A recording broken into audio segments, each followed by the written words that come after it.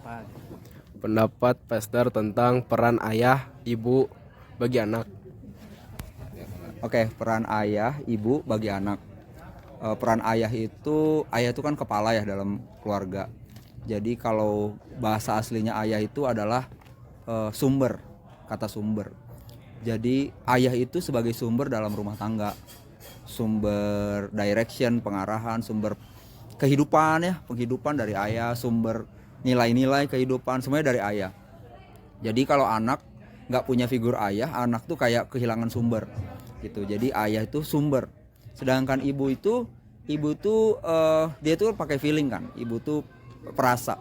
Nah ibu itu perannya itu memberikan kehangatan dalam rumah tangga, memberikan kedamaian, keamanan dalam keluarga. Jadi ayah dan ibu tuh harus bekerja sama dalam membangun anak, membangun generasi. Yang satu memberikan arahan, yang satu memberikan rasa hangat, rasa aman, rasa kasih dalam keluarga gitu sih secara umumnya.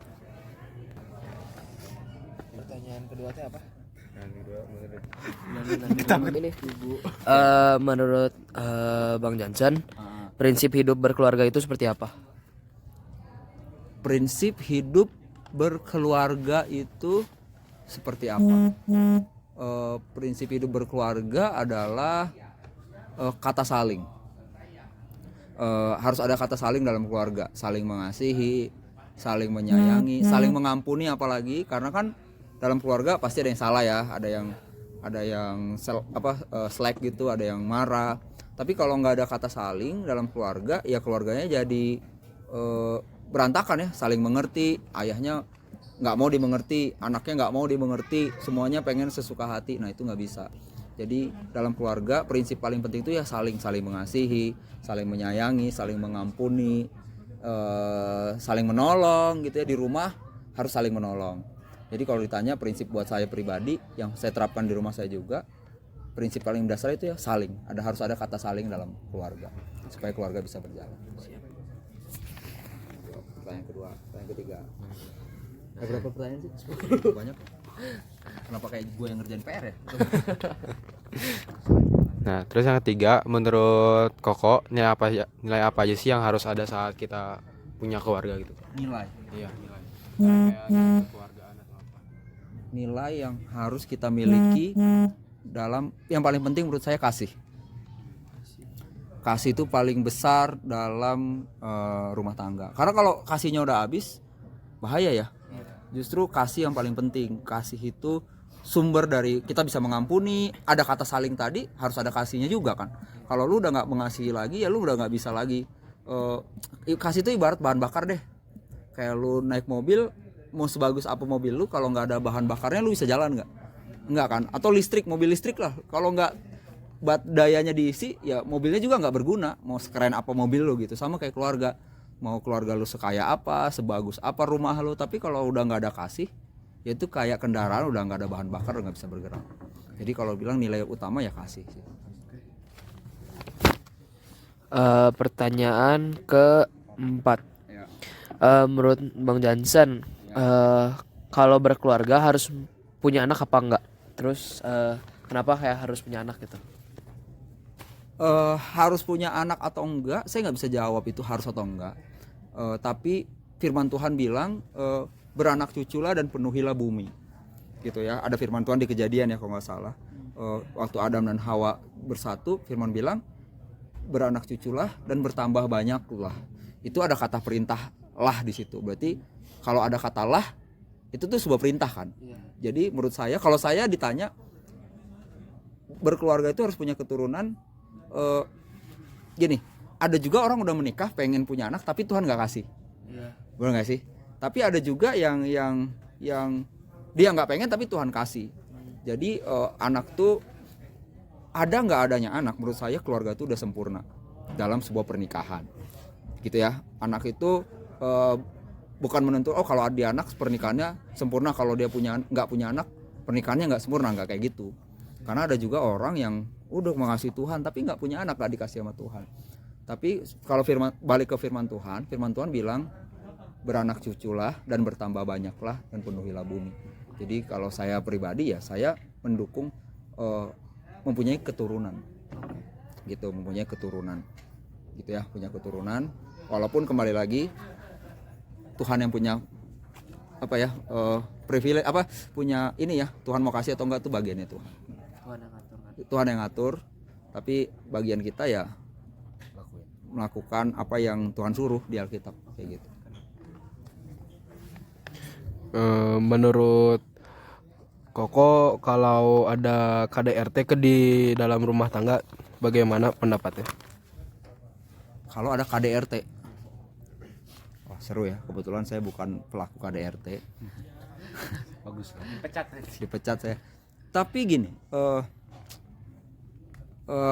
kalau dia udah sampai ada kekerasan, ibaratnya udah mukul ya, berarti kan KDRT. Kalau dia misalnya udah membahayakan satu pihak, kan bisa juga KDRT dari si perempuan ya, nggak melulu dari yang laki-laki. Tapi kalau dia udah mulai membahayakan, misalnya udah main tangan, udah main apa ya, benda-benda berbahaya, menurut saya berpisah dulu untuk sementara. Menurut saya lebih keamanan itu lebih penting gitu ya.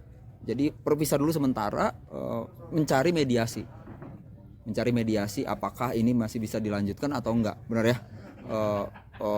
Maksudnya gini, jangan sampai karena aku kan mengasihi dia, tapi terus kamu dipukuli, nah itu udah nggak baik ya.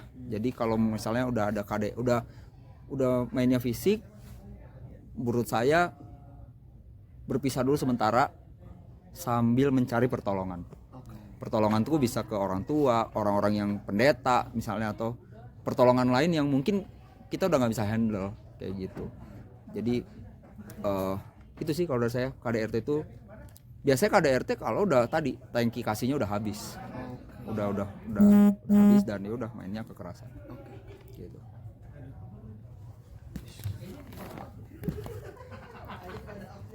Nah, menurut Koko nih, ada nggak sih suami istri?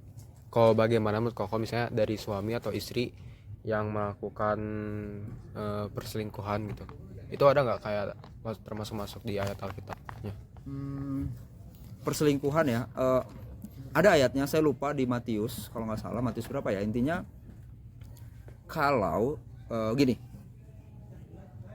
ada orang berkata gini, kalau misalnya kita tuh kita harus setia gitu ya, setia sampai maut memisahkan. Tapi ada ayatnya di Alkitab, di Matius berapa saya lupa, tapi intinya gini, kalau kamu dapetin salah satu dari pasangan kita berzina, melakukan zina, nah itu tuh sebenarnya kita tuh udah terpisah gitu. Kita tuh udah apa ya, ntar aku baca ya. Barang siapa menceraikan istrinya kecuali karena zina, lalu kawin dengan perempuan lain, ia berbuat zina. Ini barang siapa, di Matius 19 ayat 9, barang siapa menceraikan istrinya kecuali karena zina. Jadi zina itu adalah, itu tuh kalau dari ayat itu dibilang bahwa kita berhak meninggalkan kalau dia udah zina, ngerti gak sih? Udah zina, udah kategorinya pasangan kita berzina. Nah itu menurut ayat tadi Matius 19:9, ya kita boleh meninggalkannya kalau dia udah zina, nangkap ya, zina. Tapi itu kan output ya, perzinahan itu kan output dari sesuatu tindakan yang dilakukan sebelumnya. Nah kalau buat saya lebih baik cross check kenapa perzinahan itu bisa terjadi. Mungkinkah di dalam rumah tangganya ya tadi, suami tidak merasa dikasihi, suami tidak merasa dihormati, istri tidak merasa dikasihi. Nah, jadi mungkin suami cari penghormatan dari tempat lain, istri mencari kasih dari tempat lain. Nah makanya ayat tadi penting banget, suami harus mengasihi istri, istri harus menghormati suami. Kalau itu cycle-nya jalan, harusnya tadi si perselingkuhan tuh nggak terjadi. Tapi kalau cycle itu kepotong, suami merasa tidak dihormati, istri merasa tidak lagi dikasihi, nah dia akan mencari keluar. Di kantor kan banyak tuh ya, di kantornya, di tempat main pedal, ketemu nih cakep, udah berakhirlah di tempat-tempat yang tidak baik gitu sih. Terus Bang Jansen, ada kayak Alkitab untuk keluarga semakin harmoni biar kayak lebih dekat gitu. Ya, tadi yang saya bilang Efesus 5 ayat 32 sampai 33. Firman Tuhan bilang gini, rahasia ini besar, tetapi yang aku maksudkan adalah hubungan Kristus dan jemaat. Bagaimanapun juga bagi kamu masing-masing berlaku. Kasihilah istrimu seperti dirimu sendiri, dan istri hendaklah menghormati suami. Ini adalah yang paling penting dalam membangun sebuah keluarga. Suami harus mengasihi istri. Kemudian waktu dia mengasihi istri, istri akan balas dengan menghormati suaminya. Dan itu akan terus berjalan. Itu kayak cycle, tau gak sih? Cycle yang gak putus. Tadi saya bilang, kalau cycle itu satu putus, suami udah merasa tidak dihormati, istri sudah tidak dikasihi, ya pernikahan bisa rusak kan. Pernikahan bisa hancur karena tidak mengerjakan ayat ini. Jadi kalau ditanya, simple banget. Tapi mengerjakannya nggak gampang mungkin. Tapi ini buat keluarga saya juga saya pakai ini. Saya harus terus mengasihi istri saya, bukan cuma waktu pacaran doang mengasihinya, tapi waktu terus menikah. Saat terjadi masalah, terus karena saya mengasihi dia, saya akan mengampuni dia kalau ada konflik dan segalanya. Dan di rumah saya juga merasa dihormati sebagai suami. Gitu. Kalau istri sudah tidak bisa menghormati suaminya, merendahkan suaminya, apalagi itu ya, membanding-bandingkan suaminya, nah itulah akibatnya rumah tangga jadi nggak baik, kayak gitu sih. Terakhir ya. Menurut Koko, bagaimana kalau ada pernikahan sesama jenis? Pernikahan sesama jenis itu totally haram, tidak boleh, totally melanggar firman Tuhan, totally salah menurut kekristenan. Karena firman Tuhan bilang Tuhan tuh menciptakan apa? Pria dan wanita. Jadi buat saya pribadi, kalau ada yang bilang kasih, kan kasih. Nah, kasih itu nggak kayak gitu ya. Kasih itu adalah mengerjakan apa yang Tuhan mau, gitu ya. Jadi kehendak Tuhan, keilahian Tuhan harus di atas dari feeling kita, perasaan kita, gitu kan. Nggak bisa main di area feeling. Oh, tapi kayaknya feeling saya feeling kan itu, tapi enggak. Kita harus main di area keilahian Tuhan. Tuhan tuh ciptakan ya udah kayak gitu, pria dan wanita, gitu kan. Adam dan Hawa, nggak bisa Adam dan Steve kan, gitu. Jadi Adam dan Hawa, gitu. Jadi kalau ditanya gimana pendapatnya pernikahan sama jenis, saya tidak setuju dan tidak akan pernah setuju. Bahkan kami di The Bridge, di youth kami melakukan banyak hal, banyak event, banyak acara untuk untuk kami tidak menolak orangnya, tapi kami menolak perilakunya, gitu ya. Orang boleh datang beribadah di sini, tapi kalau mereka mengaku, bang saya suka sesama jenis, kita akan menolong, membantu dia menciptakan sebuah lingkungan yang dia ngerti, itu teh salah, kayak gitu. Itu teh salah, dan itu benar-benar melukai hati Tuhan ya. Kebayang nggak, lu tuh kayak diciptakan tapi lu tidak sesuai dengan apa yang pencipta lu mau, gitu.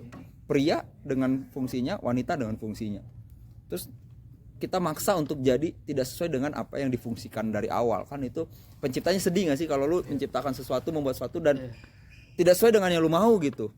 Nah, sama kalau kita maksakan diri, ya kita kayak melukai sang pencipta kita sih, kayak gitu. Terus yang tadi kan kita udah ngebahas tentang sesama jenis ya, kok. Nah, sekarang kita mau nanya juga yang perkawinan sedarah, kok. Bagaimana tanggapan? Perkawinan sedarah ya. Perkawinan sedarah itu berarti incest ya? Iya. Incest ya. Perkawinan sedarah itu ada ayatnya kalau nggak salah. Sebentar saya cari. Di Perjanjian Lama dan Perjanjian Baru tuh ada ayatnya. Perjanjian Lama itu di Ulangan 27 dia bilang ayat 22, terkutuklah orang yang tidur dengan saudaranya perempuan, dan ayah atau anak ibunya, dan seluruh bangsa itu harus berkata amin. Di zaman Musa itu udah dikatakan terkutuk, gitu ya. Terkutuk kalau kita tidur dengan saudara perempuan kita. Di 1 Korintus 5 itu di Perjanjian Baru juga dikatakan sama Paulus mengecam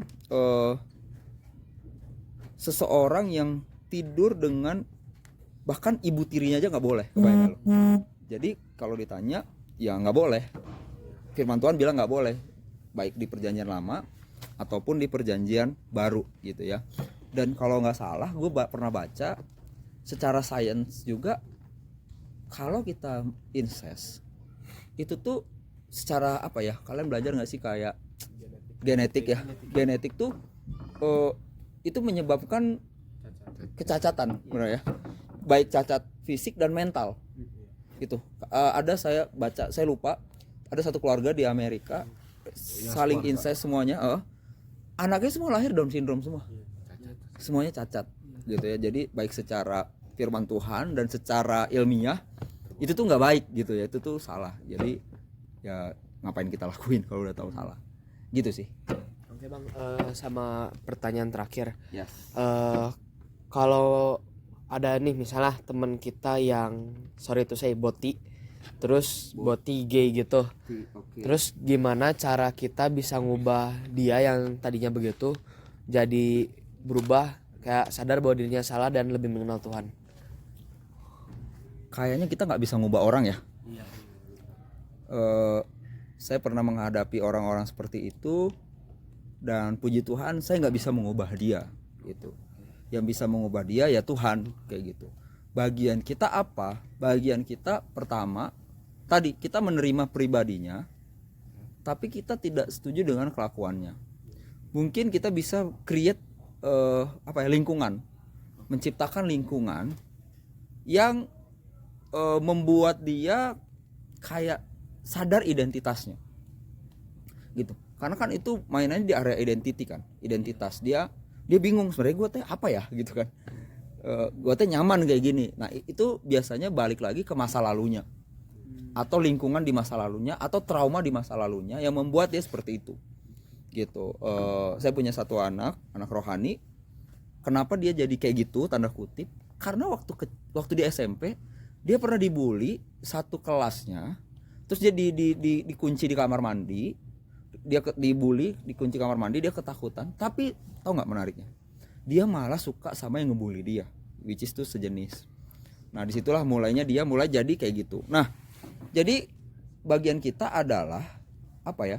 Kita coba ingatin lagi. Kalau kita pesternya misalnya, kalau saya coba mengingatkan kenapa itu terjadi, dan saya mencoba untuk tadi kita nggak bisa ngubah orang ya. Lu mau ngapain juga nggak akan bisa ubah, Tuhan yang bisa ubah. Ya kita bawa dia semakin dekat sama Tuhan supaya dia ngerti identitasnya. Jadi bagian kita apa bang? Bagian kita ya bawa dia mengalami Tuhan, bawa dia beribadah kalau dia malas beribadah, bawa dia di komunitas yang benar gitu ya, komunitas yang saling support. Yang berikutnya, bantu dia untuk tidak ada di circle yang seperti itu. Nah, kalau kalian tahu dia circle-nya seperti itu dan makin nyaman. Nah kita yang coba tarik dia dari circle seperti itu. Gitu sih. Kalau aku sih itu, karena tadi aku nggak bisa ubah orang, yang bisa ubah orang ya Tuhan. Bagian kita membawa orang itu dekat sama Tuhan supaya dia tahu identitasnya di dalam Tuhan itu seperti apa. Siap. Gitu sih. Makasih ya bang. Sama-sama. Tuhan Yesus memberkati. Thank you.